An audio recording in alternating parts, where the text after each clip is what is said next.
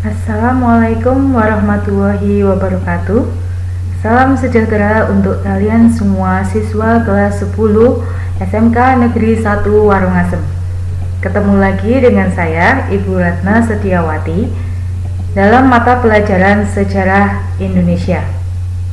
Pada kesempatan kali ini, saya akan menyampaikan materi tentang peran bangsa Indonesia dalam perdamaian dunia.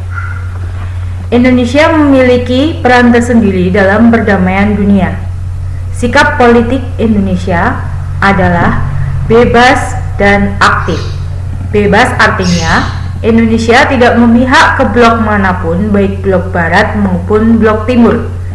Walaupun tidak memihak pada blok barat maupun blok timur, Indonesia tetap bersikap aktif, yang artinya Indonesia turut serta berpartisipasi dalam perdamaian dunia.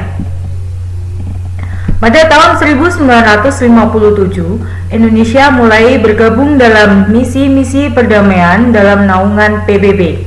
Secara garis besar, berikut ini adalah berbagai kontribusi Indonesia dalam menjaga perdamaian dunia. Yang pertama, sebagai pelopor Konferensi Asia Afrika.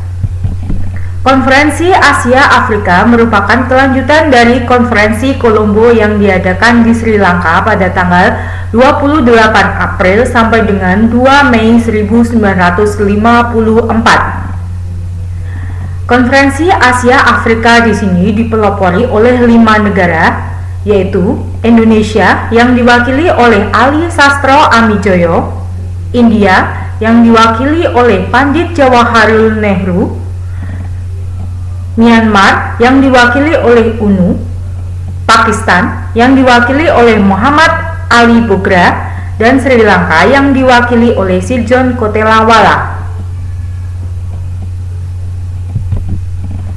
Hasil dari Konferensi Asia Afrika ini adalah ditandatanganinya sebuah deklarasi yang dikenal dengan Deklarasi Bandung, atau kita lebih mengenalnya dengan Dasar Sila Bandung.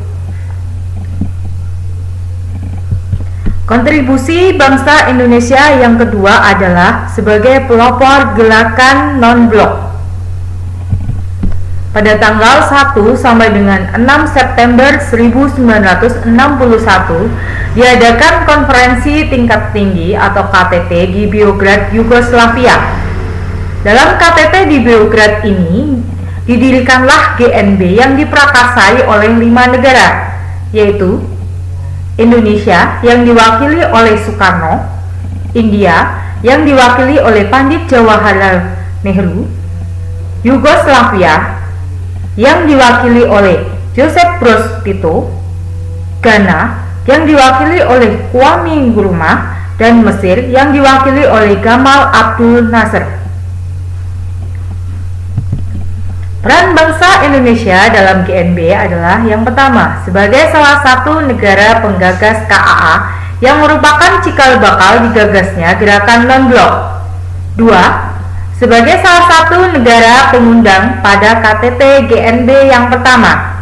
Yang ketiga, menjadi ketua dan penyelenggara KTT GNB yang ke-10 yang berlangsung pada tanggal 1 sampai 7 September 1992 di Jakarta dan Bogor.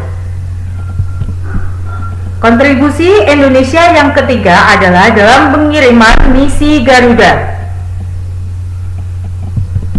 Keikutsertaan Indonesia untuk menyelesaikan konflik di negara-negara lain salah satunya terwujud melalui pembentukan kontingen Garuda. Sejak tahun 1957 sampai dengan tahun 2015, Indonesia telah mengirimkan sampai dengan kontingen Garuda yang ke-26. Pengiriman misi Garuda yang pertama kali dilakukan pada bulan Januari 1957 ke Mesir. Kemudian, pasukan Garuda 2 dan 3 untuk menjaga perdamaian di Kongo. Pasukan Garuda 4, 5, dan 6 dikirim untuk menjaga stabilitas Indochina karena Perang Vietnam. Pengiriman pasukan Garuda 7 dan ke-8 ke Timur Tengah. Hingga kini, pasukan Garuda masih aktif berpartisipasi dalam menjaga perdamaian dunia. Kontribusi bangsa Indonesia yang keempat adalah sebagai pembentuk ASEAN. ASEAN didirikan pada tanggal 8 Agustus 1967 di kota Bangkok, Thailand. Adapun Menteri Luar Negeri yang menandatangani deklarasi Bangkok antara lain: 1. Tun Abdul Razak dari Malaysia, 2. Tanat Koman dari Thailand, 3. S. Rajaratnam dari Singapura, 4. Narcisco Ramos dari Filipina, dan yang kelima Adam Malik dari Indonesia. Kemudian mulai bergabung negara lain seperti Kamboja, Laos, Singapura, Myanmar, dan Brunei Darussalam untuk menjadi anggota ASEAN. Peran Indonesia dalam ASEAN adalah: 1. Sebagai salah satu pendiri ASEAN, 2.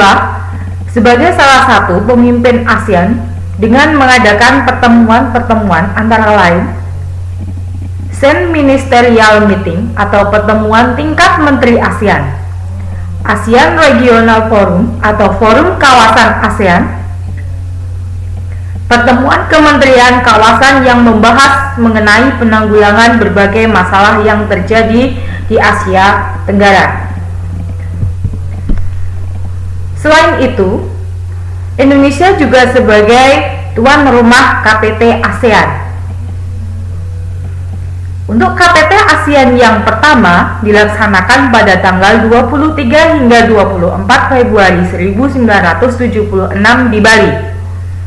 KTT ASEAN yang ke-9 dilaksanakan pada tanggal 7 hingga 8 Oktober 2003 di Bali. KTT ASEAN yang ke-18 dilaksanakan pada tanggal 4 hingga 8 Mei 2011 di Jakarta. Dan KTT ASEAN ke-19 yang dilaksanakan pada tanggal 17 hingga 19 November 2011 di Bali. Jadi Indonesia pernah menjadi tuan rumah KTT ASEAN sebanyak 4 kali. Demikian yang bisa saya sampaikan. Jangan lupa like, comment, and subscribe. Semoga materi ini bisa bermanfaat untuk kalian semua. Wassalamualaikum warahmatullahi wabarakatuh.